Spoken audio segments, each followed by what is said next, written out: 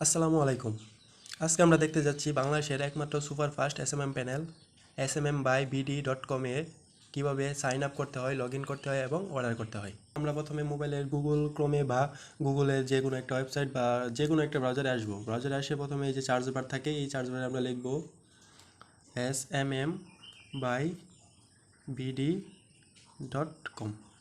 smm/bd.com।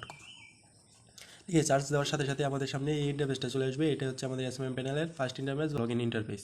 তো এখানে আসার পর আমরা দেখতে পারবো সাইন আপের জন্য বা সাইন ইনের জন্য লগ ইন ইন্টারফেসটা। তো আমরা এখানে দেখতে পাচ্ছি সাইন আপ নাও, এই যে সাইন আপ নাও। প্রথমে আমাদের যদি অ্যাকাউন্ট করা না থাকে তাহলে আমরা সাইন আপ নাওয়ে ক্লিক করব।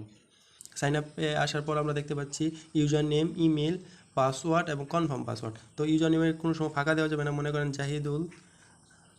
ইসলাম জাহিদুল ইসলাম, এখন এই যে গ্যাপটা হলো, এই যে গ্যাপটা হলো, এই গ্যাপ দেওয়া যাবে না কখনো। আমরা শর্ট করে নামটা লিখতে পারি, আর গ্যাপ কখনো দেওয়া যাবে না, একসাথে এভাবে লিখতে হবে। আমি নামটাকে শর্ট করব, তাই জাহিদুল 10 দিয়ে দিলাম।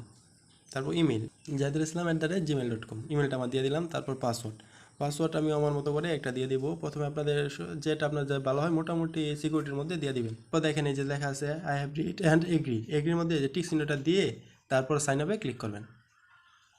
সাইন আপে ক্লিক করার সাথে সাথে আমাদের এই ইন্টারফেসটা চলে আসলো, আর একসাথে আবার লগ ইন হয়ে যাচ্ছে। আমরা যদি আবার লগ ইন কীভাবে করবো, যদি আগে আমরা সাইন আপ করলাম, এখন যদি আমাদের বের হয়ে যায় তাহলে আমরা লগ ইন কীভাবে করবো ওইটা আমি একটু দেখা দিচ্ছি।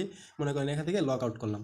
লগ আউট করে এই যে সাইন আপ ইউজার নেমটা দিব আমরা। ইউজার নেম আমাদের যেটা দিয়েছিলাম জাহিদুল জাহিদুল 10, আর পাসওয়ার্ড যা দিয়েছিলাম ওই পাসওয়ার্ডটা দিব আমরা।